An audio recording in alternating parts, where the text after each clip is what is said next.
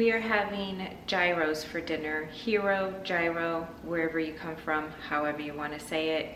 Doesn't matter the way I pronounce it because it's not authentic anyhow, far from it. But I'm going to show you a really quick, easy, tasty form of a hero that we have here in my house when I need something quick. You kind of have a taste for it. Gets the job done. So I'm getting some pita bread going. I have 2 cups of warm water here in my mixer. I'm doubling my recipe because if I'm gonna sit here and make pita bread for tonight's dinner, I will make more to then put in the freezer. So next time I can skip the making part. So I'm gonna do 2 teaspoons of sugar.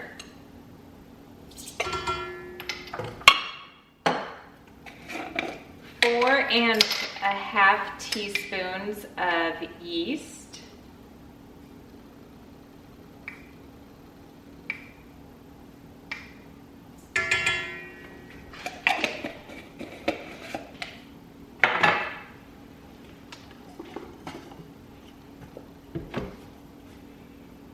2 tablespoons of olive oil. 4½ cups of flour. I will start with 4 cups, actually a little less than, and continue adding in more as needed.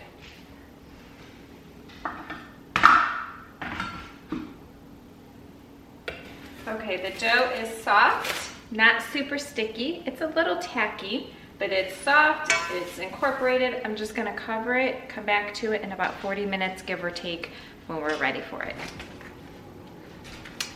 I'm getting ready to make the tzatziki sauce, that cucumber sauce that is oftentimes, my dogs.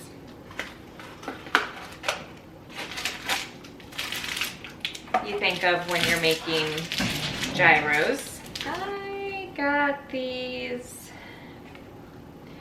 cute little, I think I got them from Aldi last, Christmas season, I think, and then gyro seasoning.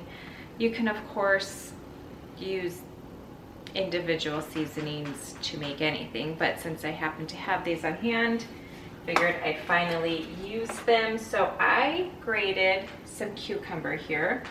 Just use some sort of a box grater or whatever, and then wring out as much of that liquid as possible.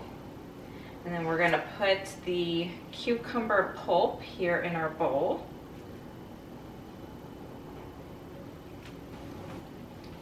Going to do about 2 cups of Greek yogurt.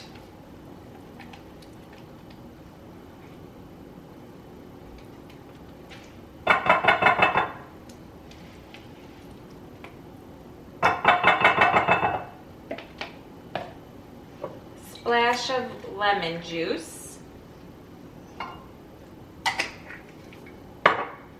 About 2 cloves of garlic. I have freeze-dried garlic, and I'm actually going to drain this off. I wanted it to soften up before adding it to the dip so that there's not anything crunchy.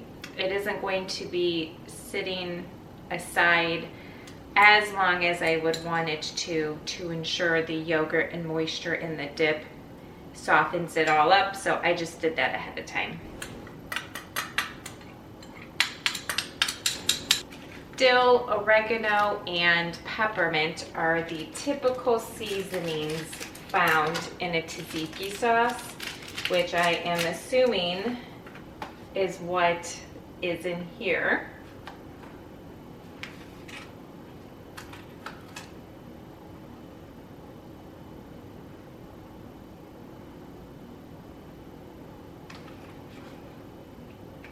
That doesn't tell me. Oh, it says it's made with garlic, spearmint, and oregano. There you have it. I hope it has dill, though. Well, it has, yeah, it shows it on the picture. I don't know. We're just gonna put it in there. I'm just gonna do a little bit to start.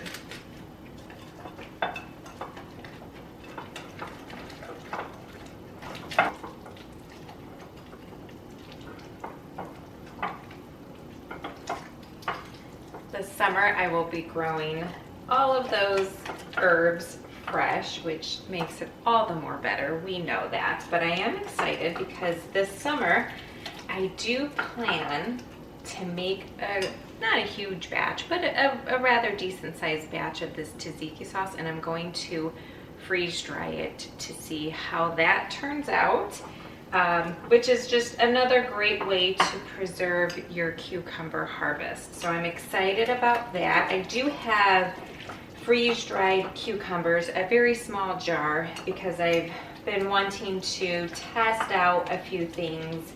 I'm not even sure how much of it I have left, but I was not a fan of using freeze-dried cucumbers to make the tzatziki kind of like this. But I think if I make the whole batch, it might turn out better. Or I sliced my cucumbers and then, you know, put them through the freeze dryer. I think if I shredded them like I do here for this recipe, perhaps maybe I would have enjoyed it better. Trying to crush it up and everything, I don't know. I just remember I wasn't a huge fan of it. So, like, the flavor was fine. So that's why I think I'd be okay with just making it the batch like normal and then freeze drying it. So we'll see. That'll be one of my tests this summer. Speaking of test, let's see how this tastes.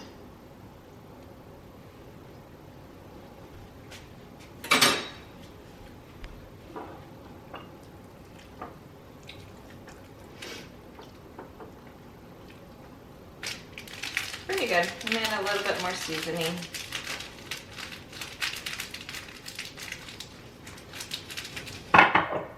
Very good. Fresh cucumber. Oh, I tell you, nothing beats that, you know. All right, so I'm just gonna put a cover over this and let it sit in the fridge until we're ready. All right, so next up is my chicken. I am making chicken heroes tonight. Of course, like I said, it's not at all authentic. We're okay with that. I'm actually going to be using my canned chicken leg quarters.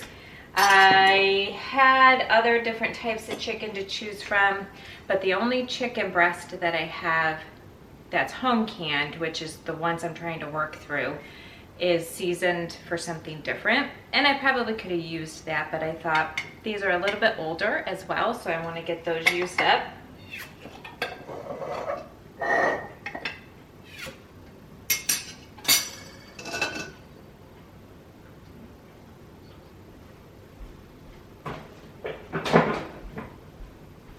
Okay, so I'm going to get this chicken broth drained off, and I am not wasting that chicken broth. It will be used for something else.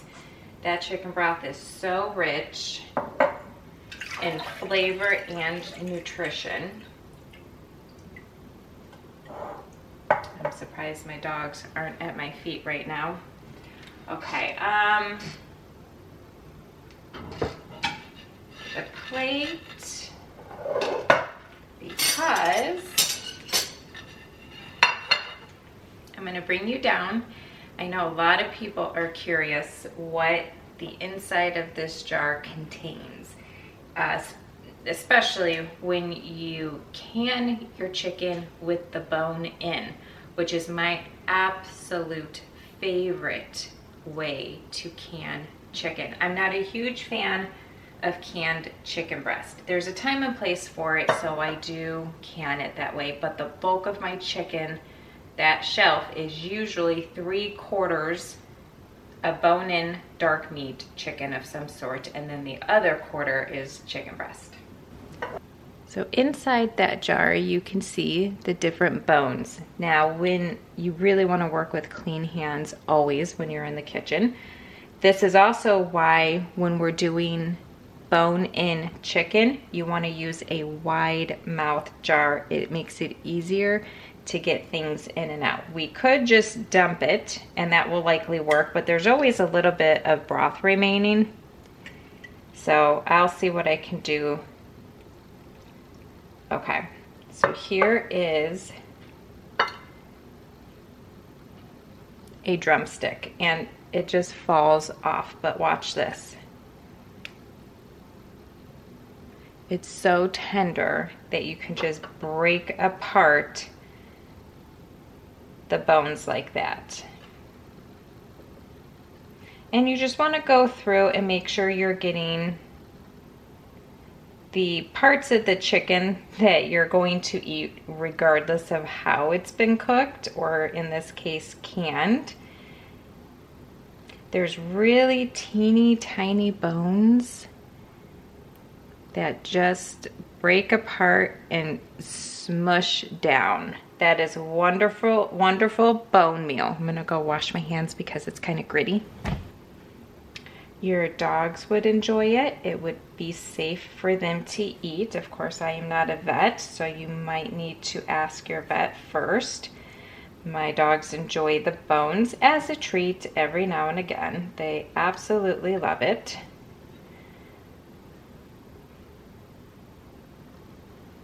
I also can my chicken with the skin on. It adds flavor, keeps it moist. Just love it so much.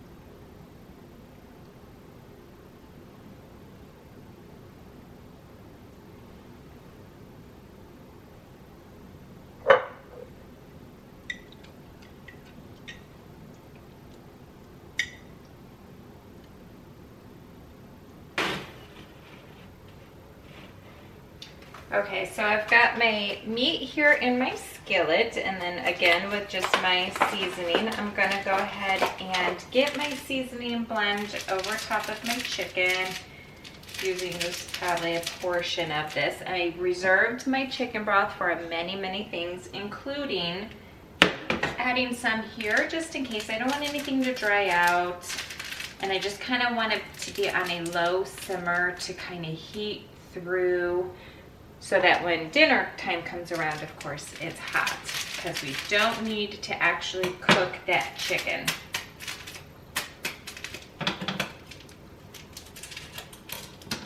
And it's been just about almost 40 minutes since we started the pita. So I'm gonna get that brought over.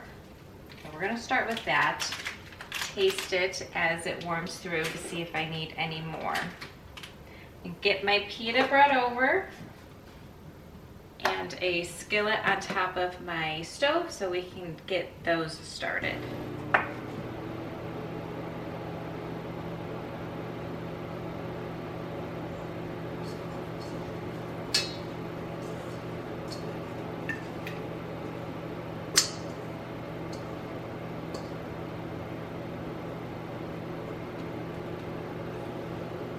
That's what happens when you don't oil the bowl. It all sticks. That's okay. You know, I'm in a hurry. I just want to get dinner done, so I just left it in the bowl, and that's okay. It comes right out. Okay. Oh, this dough is beautiful. Gosh, I love working with dough. It just feels so good to your hands. Okay, so we are going to get these divided. The original recipe would have made, oh gosh, I don't know, 8, I think.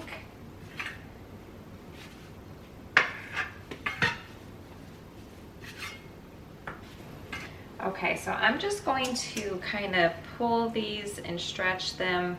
I'm not gonna get a rolling pin out. It's just not necessary. We're just gonna stretch it and work it into a circular shape. It's probably not going to be a perfect circle, and that's okay, kind of just get it really worked out here.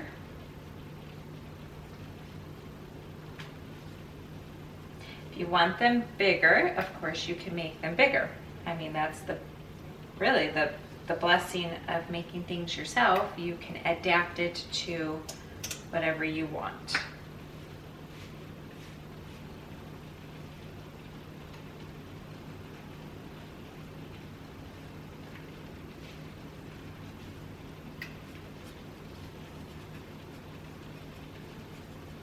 So in 40 minutes, we got our pita dough made. Our chicken is seasoned and pretty much ready. It's just heating through. Our cucumber sauce is waiting for us. The tzatziki sauce is waiting for us in the fridge. I have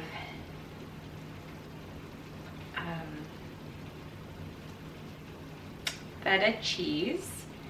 It's actually in my microwave. I am defrosting it very slowly because I forgot to take it out of the freezer.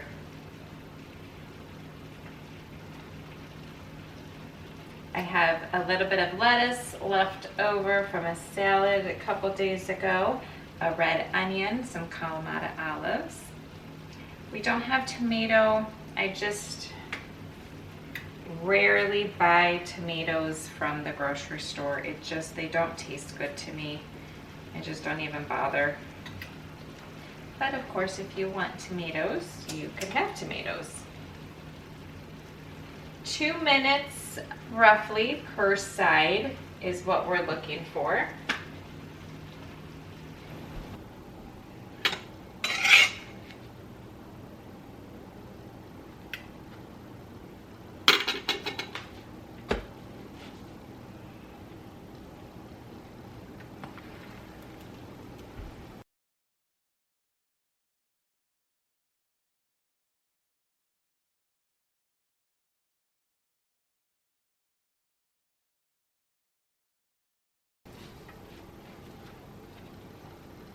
You see that steam come out?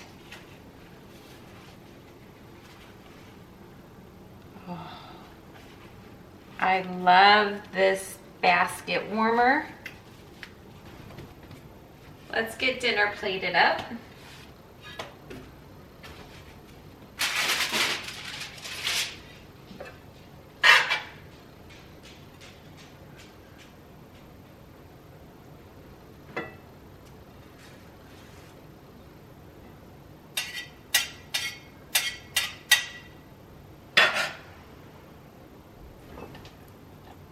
Some cucumber sauce.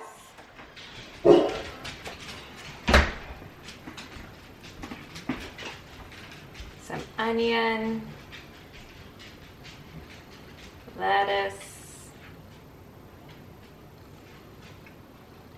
Feta cheese.